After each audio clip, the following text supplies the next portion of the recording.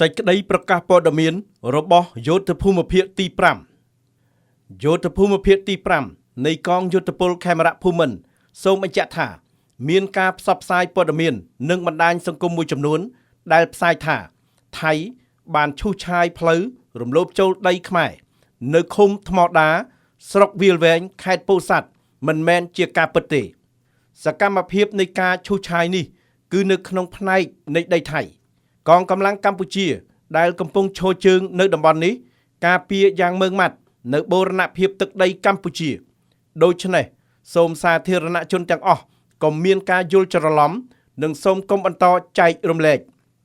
យោធភូមិភាគទី5សូមគូបញ្ជាក់ថាការងារខណ្ឌសីមានិងបោះបង្គោលព្រំដែនគឺជាសមត្ថកិច្ចរបស់គណៈកម្មការចម្រុះខណ្ឌសីមាព្រំដែនគោក JBC កម្ពុជាថៃហើយការអះអាងអំពីសមត្ថកិច្ចនេះក៏បានបញ្ជាក់បន្ថែមផងដែរនៅក្នុងខ្លឹមសារនៃកំណត់ហេតុកិច្ចប្រជុំពិសេសលើកទី1របស់គណៈកម្មាធិការព្រំដែនទូទៅ GBC ថ្ងៃទី10ខែកញ្ញាឆ្នាំ2025យោធភូមិភាគទី5នៃកងយោធពលខេមរៈភូមិន្ទសូមគូបញ្ជាក់ថាកម្ពុជានិងថៃ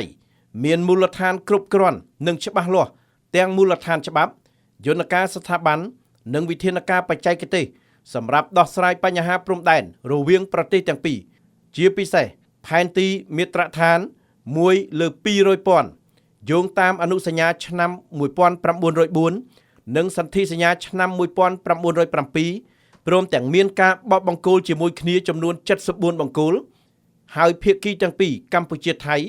បានទទួលស្គាល់និងបញ្ជាក់ឡើងវិញនៅក្នុងអនុសារណៈនៃការយោគយល់ឆ្នាំ2000 MOU 2000សារជាថ្មីម្ដងទៀតយោធភូមិភាគទី5នៃកងយោធពលខេមរៈភូមិន្ទសូមគូបញ្ជាក់ពីជំហរយ៉ាងម៉ឺងម៉ាត់ក្នុងការការពារអធិបតេយ្យនិងបូរណភាពទឹកដីកម្ពុជាឲ្យបានជាដាច់ខាតនិងសូមប្រកាសគាំទ្រការដោះស្រាយបញ្ហាព្រំដែនតាមមធ្យោបាយសន្តិវិធីនិងឈរលើមូលដ្ឋានច្បាប់អន្តរជាតិថ្ងៃសុក្រ10រោចខែអាសត់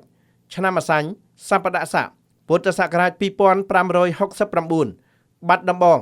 ថ្ងៃទី17ខែតុលាឆ្នាំ2025